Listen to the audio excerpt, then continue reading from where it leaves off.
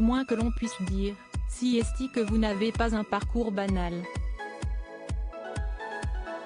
Ces mots, se sont prononcés par Pierre Lescure face à Rima Abdul Malak. Alors que la ministre de la Culture était invitée sur le plateau de C'est à vous ce mercredi 10 mai, le chroniqueur de l'émission diffusée sur France 5 a souhaité revenir sur le racisme subi par l'intéressée à son arrivée en France.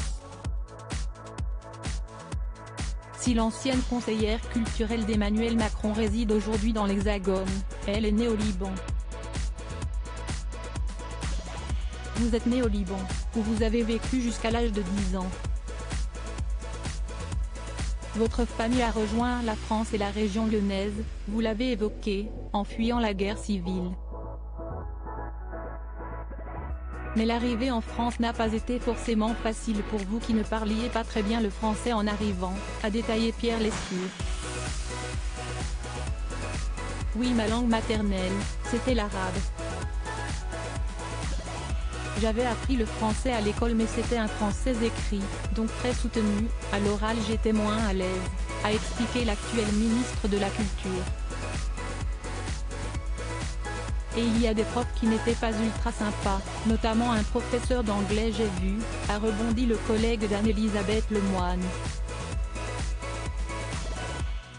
Oui, une fois où je m'étais rebellée en classe contre je ne sais plus quelle injustice, elle m'avait dit, si tu n'es pas contente, toi tu rentres dans ton pays, s'est mémoré Rima Abdul Malak.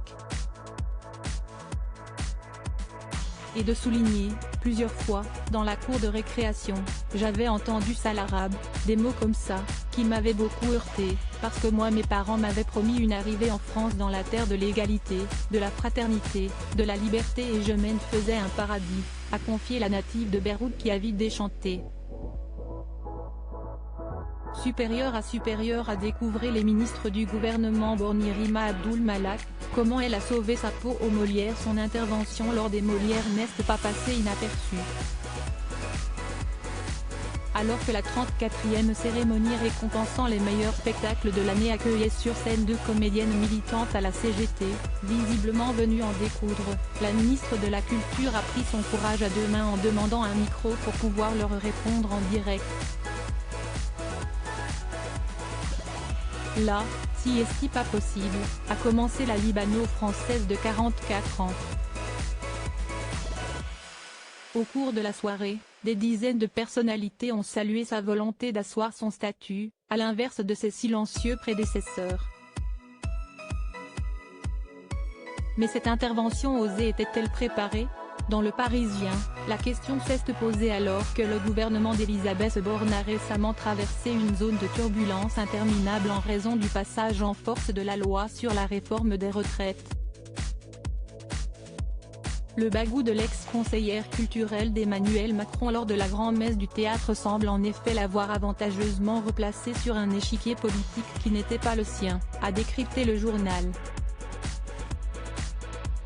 Informée que des membres de la CGT prendraient la parole au fil de la soirée, la ministre de la Culture s'était réservé le droit de répliquer, apprend-on aussi. Mais pourquoi maintenant ? On la disait fragilisée en cas de remaniement dans les prochaines semaines, elle a probablement sauvé sa peau, a révélé un conseiller ministériel interrogé par Le Parisien. Crédit photo, capture d'écran France 5.